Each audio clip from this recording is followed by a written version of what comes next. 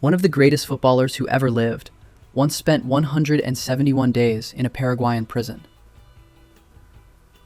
Not for drugs, not for violence, but for walking into a country with a fake passport that someone else handed him. And somehow, it's not even close to the strangest thing that has ever happened to this man. This is Ronaldinho Gaúcho, and this is just another one of his legendary, completely unhinged, random adventures. If you're new here, welcome to Brazil Uncovered Files. Every week, we dig up the bizarre stories about Brazilian football, crime, and culture that never quite made it past the language barrier.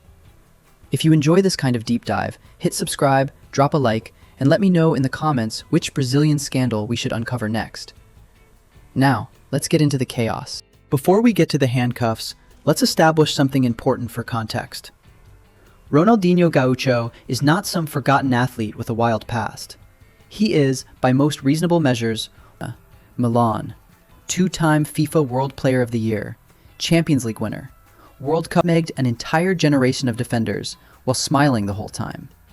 The kind of player who made football look like a casual Sunday game in the park, even when billions of dollars were on the line. So naturally, his post-retirement chapter involves a maximum security Paraguayan jail cell. Of course it does. March 2020. The world has not yet heard the word lockdown. COVID is still, for most of us, a vague rumor on the news.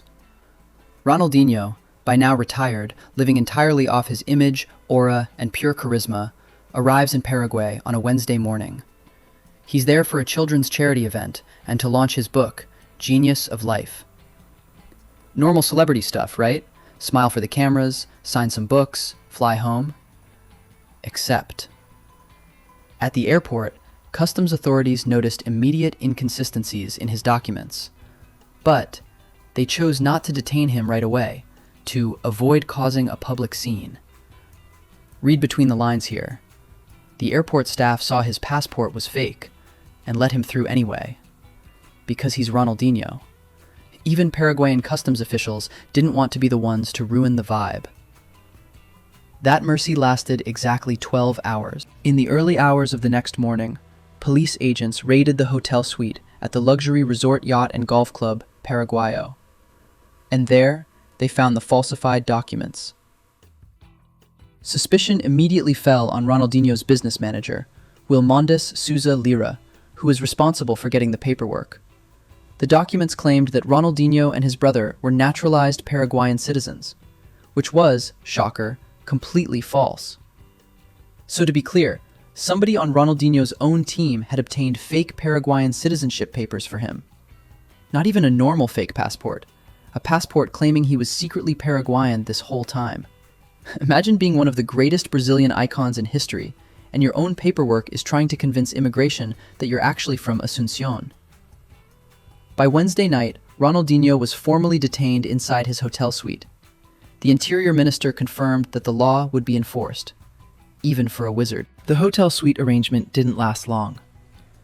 Ronaldinho and his brother Roberto Assis, who is also his longtime manager, were formally taken into custody on March 6th. Think about that timeline. He went into prison in one world, a normal, pre-pandemic world, and came out onto a completely different planet. The entire world shut down while he was behind bars. With international borders closing, Ronaldinho and his brother were completely isolated, receiving zero visits from family, and suffered several legal setbacks before winning the right to return home. Stuck in a Paraguayan jail during a global pandemic, all over a passport he probably never even read. Now here's where the story stops being a cautionary tale and starts being extremely on brand for him. He began going regularly to the prison cafeteria and even participated in the prison's internal football and foot-volley matches. In one of those games, he played on the team of Fernando Gonzalez Carvalho, a former football official who was imprisoned for money laundering. Ronaldinho's team won 11-2. The Brazilian superstar personally scored 5 goals and provided 6 assists. 5 goals, 6 assists, in a prison futsal match. He is, by a significant margin, the most decorated athlete to ever dominate an inmate tournament. After the win, he didn't shy away from the cameras. He posed smiling for photos with his fellow inmates. Of course he posed photos, smiling in prison after destroying a team of money launderers. Before the prison implemented strict quarantine measures, Ronaldinho was casually receiving old friends from the football field. One visitor described the situation as simple.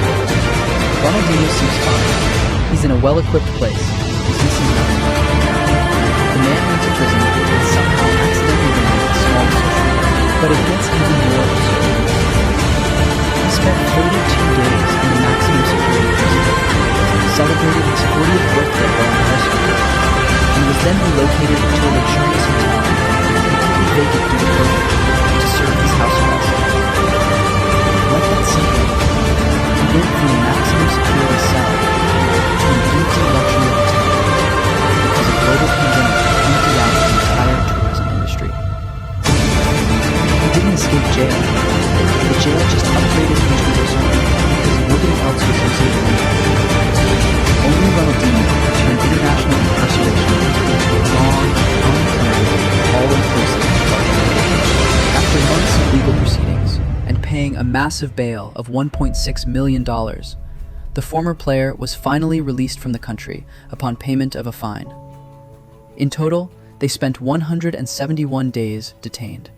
At the end of the process, Paraguay's public ministry officially concluded that Ronaldinho did not know about the illegal origin of the documents. Only his brother Assis had that knowledge. So, officially, Ronaldinho had no idea. He just showed up where he was told to show up, signed what he was told to sign, and smiled. Which honestly tracks.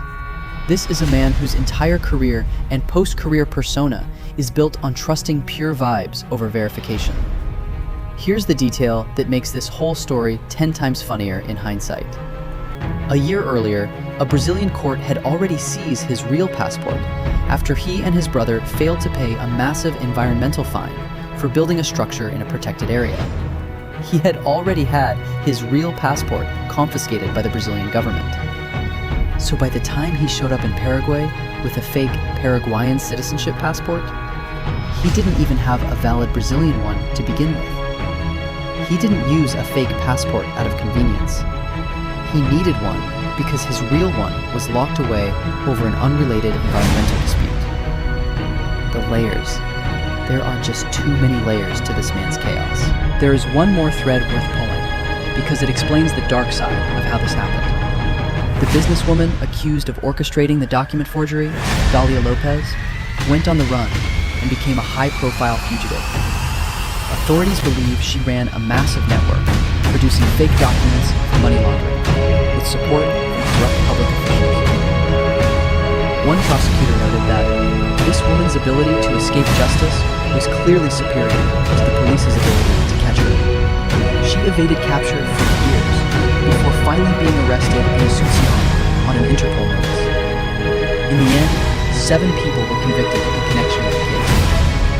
So somewhere in Paraguay, there was a sophisticated, deep-state criminal operation involving government officials. And one of their highest-profile, completely accidental clients was a 2002 World Cup winner.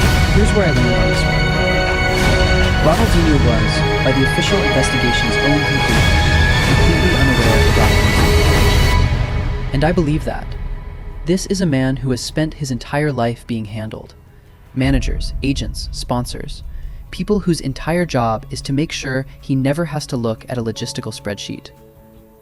But that's exactly the problem. When you are one of the most recognized faces on the planet, when literally every human being in South America knows your smile on sight, you don't need a fake passport. You are Ronaldinho. Your face is a passport. I'm a world-famous footballer visiting for a charity event is a 100% valid explanation to walk through any airport on Earth. There was no scenario where faking citizenship papers made his life easier.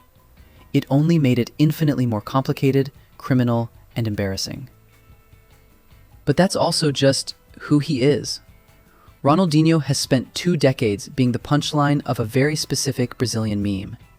The guy who is always somewhere unexpected, always in some random, slightly chaotic situation, always smiling through it, regardless of the consequences. Going to a maximum security prison over a fake passport isn't a departure from that pattern. It's just the most expensive, most consequential, random adventure he's ever ended up on. But it's still just an adventure. Ronaldinho Gaúcho walked into a maximum security prison as one of the most beloved athletes alive. He walked out 171 days later, slightly older, significantly more famous, for an entirely new reason, and apparently on excellent terms with several money launderers. Years later, he continues living his best life off his charismatic image, playing charity matches and vibrating on pure charisma. No scandal sticks to this man. No prison sentence slows him down. He simply absorbs the chaos, smiles through it, and emerges exactly as beloved as he went in. Some people get arrested and it ends their career. Ronaldinho got arrested and somehow made new friends. That's the Brew Show for you. Just another random adventure.